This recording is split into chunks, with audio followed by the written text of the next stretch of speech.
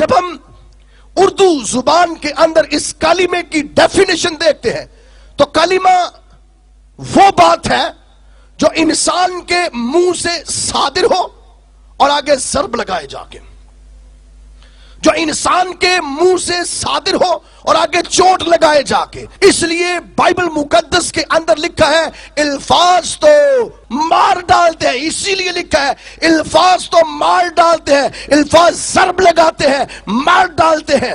اب لفظ کے دو قسمیں ہیں، ایک اس کو محمل کہا گیا ہے، اور محمل ایسی بات جو زبان سے نکلے اور جس کے کوئی معنی نہ ہو وہ محمل کہلاتا ہے، اور ایسا کلمہ جو منہ سے صادر ہو اور جس کے معنی ہو وہ کلمہ کہلاتا ہے۔ ایسی بات جو منہ سے صادر ہو اور اپنے اندر معنی رکھتے ہو وہ کلمہ کہلاتا ہے۔ اب بائبل مقدس کے اندر علم الہیات کے مطابق، عہد عتیق کے مطابق کلمے کی 3 اقسام ہیں۔ نوٹ کر لیجئے توجہ کے ساتھ، کلمے کی 3 اقسام ہیں۔ پہلی قسم کلمہ نفسی ہے، اور کلمہ نفسی ہمیشہ انسان کے ذہن کے اندر ہوتا ہے، انسان کے ذہن کے اندر گردش کرتا ہے، انسان کی سوچ کو، انسان کے خیالات کو، انسان کے تخیلات کو، یا انسان کے باطن کے اندر جو چیزیں چھپی ہیں اس کو کلمہ نفسی کہا جاتا ہے، اور وہ کلمہ ابھی نہ تو صادر ہوا ہے اور نہ ہی نظر آیا ہے۔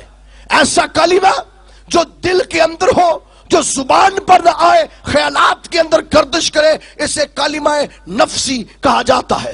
دوسری قسم کا کلمہ کلمہ شخصی ہے۔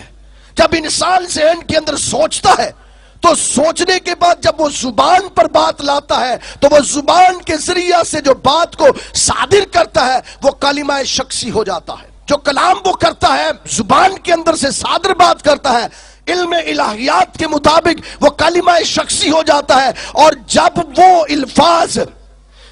الفاظ پوزیٹیو اور نیگیٹو کام کرتے ہیں، مثال کے طور پر اگر میں کسی کو کوئی بری بات کہتا ہوں تو اس کے اثرات کیا ہوں گے؟ اس کے اثرات برے ہوں گے، اور اگر میں اچھی بات کسی سے کہتا ہوں اس کے اثرات اچھے ہوں گے۔